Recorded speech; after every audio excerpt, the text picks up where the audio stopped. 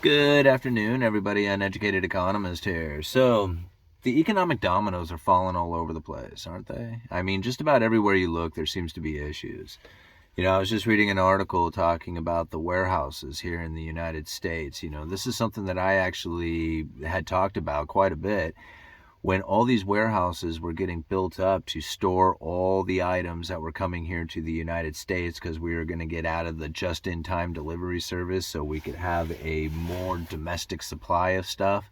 I mean, at least this is what I heard when I was reading articles and talking about all these warehouses getting built.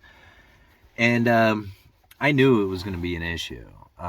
Just-in-time delivery is by far the most efficient and most profitable way of getting any items. Warehousing, storing inventory, paying interest on inventory, paying insurance on inventory, security on inventory. I mean, it's like that whole game is never going to be able to compete with the just-in-time delivery.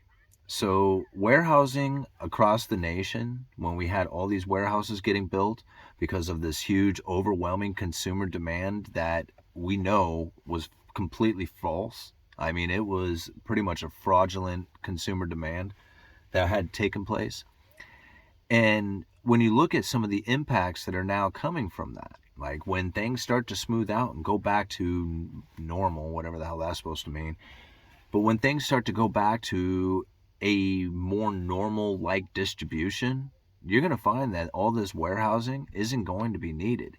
That the overwhelming consumer demand that created this huge inventory bulk was this glut of it is not going to be something that is like normal within our system. Once all that inventory is depleted out, these warehouses are going to be sitting empty, and there's going to be lots of bankruptcies from it. It's just one of the many issues that we are now facing within the economy. I mean, that's just one of the small ones. Take a look at some of the commercial real estate that's taken place. I'll leave a link down in the description for all this stuff. But even right now, commercial real estate is facing some serious problems. When you think about buildings, like an entire, like huge buildings going for 50% of what they had intended them selling for. This is because rents are going down. People are not occupying these buildings. And when you have when you have this huge overwhelming consumer demand for building, like for commercial rental space or even residential space, what ends up happening from this? I mean, here you have like this pandemic that locked everybody down, told everybody to stay home, don't worry about paying rent, don't worry about paying mortgages. People weren't getting foreclosed on, they weren't getting evicted. So what that did is it just wiped out all the inventory. There was no inventory left. Well, what that does is it sends the demand for new construction through the roof, right? We need new homes, we need new apartment buildings, we need all this stuff. We need you to build, right? And so all of a sudden there's like this huge build that takes place.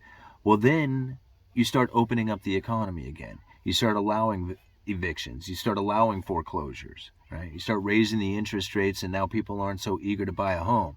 And now all of a sudden here you got inventory start to build up, and all this new projects that were huge demand just a year or two ago are now coming to completion, and there's not as much demand for it, right?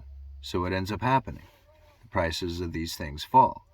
But it's far worse than that. Like, you got to think, this is not just like, oh yeah, some poor investor loses out on his investment when he built this building. No, it doesn't quite work like that.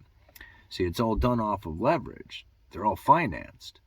And see, now this is really where it starts to get pretty interesting, because it's like the contagion effect. It doesn't matter if it's in warehousing, doesn't matter if it's in apartment complexes, doesn't matter if it's in tech firms, right?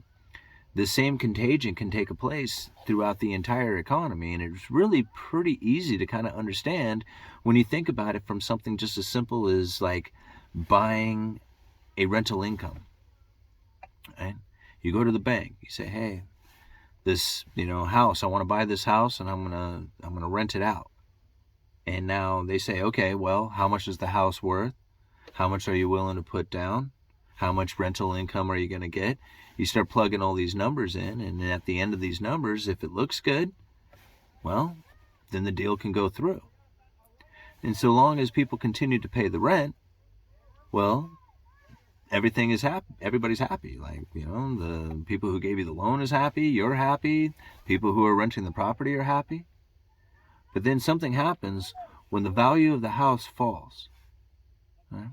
See, the people could still be paying the rent, and you could still be promising to pay it, and nothing could have changed except the value of the house has fallen, and now the bank is saying, yeah, we had given you a loan based on the value of that house, and since it's not your permanent residence, but you're actually using it for a rental income, well, we're going to need you to come up with some more principal in order to bring the value of the house down on the note to be comparable to the market value.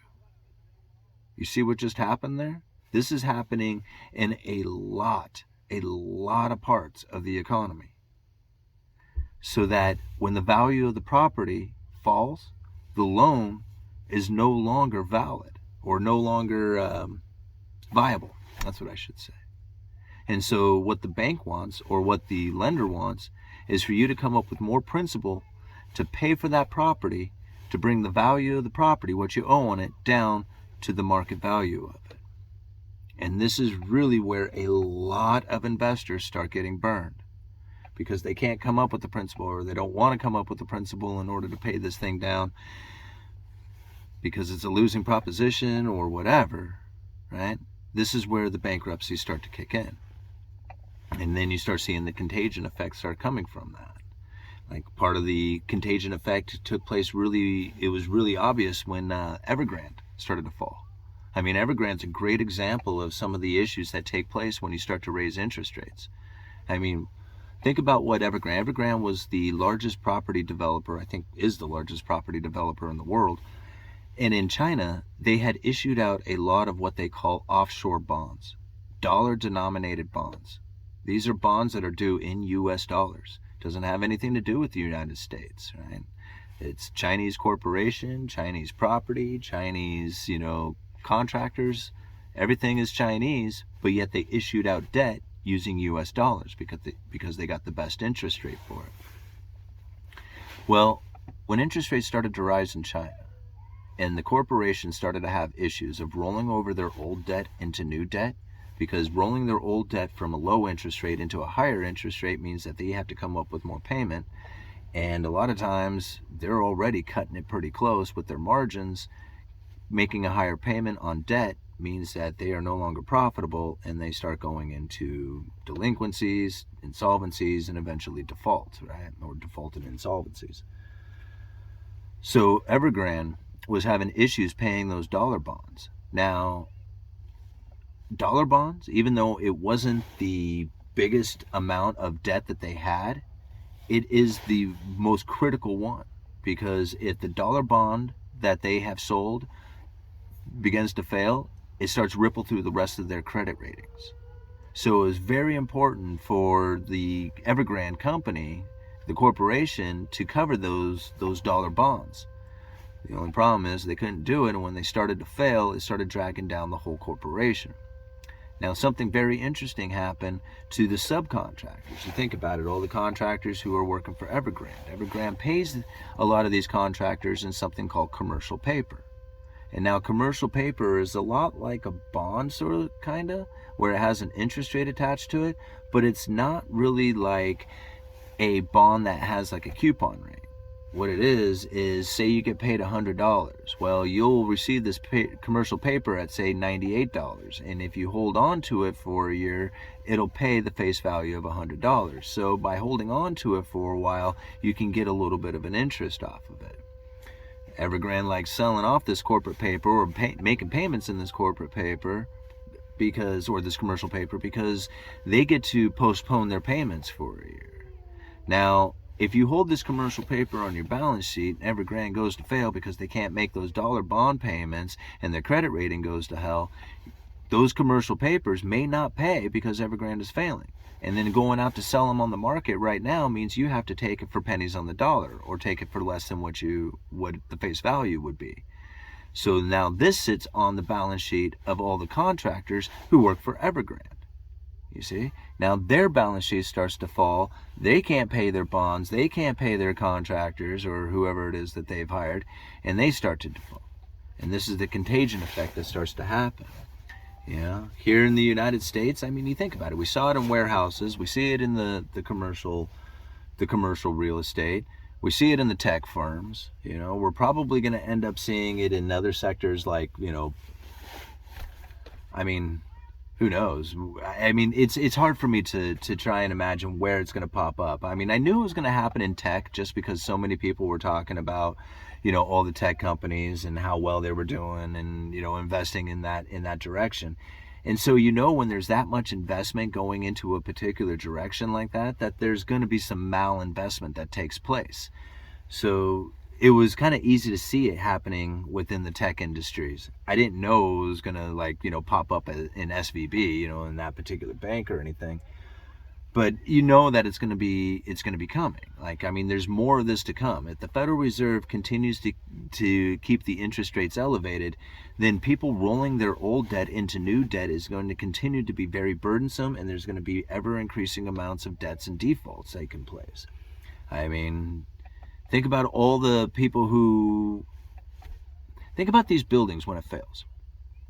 Right?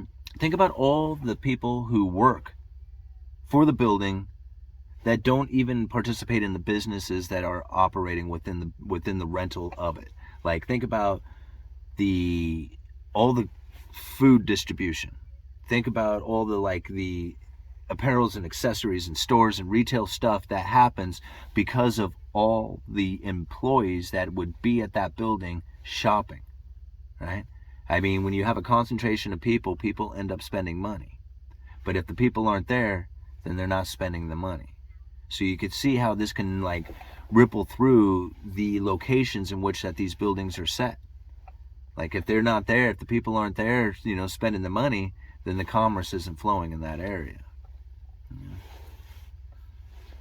It's crazy seeing this stuff take place. I mean, I knew the warehouse thing was going to happen. That was total bullwhip effect taking place. When you saw all those ships sitting off the coast of California, and they had no place to go, and they were building warehouses like crazy to stock that stuff.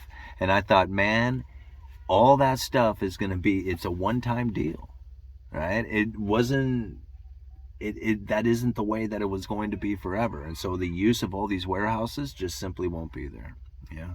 And we're going to find that with a lot of malinvestments that's taking place out there. All right.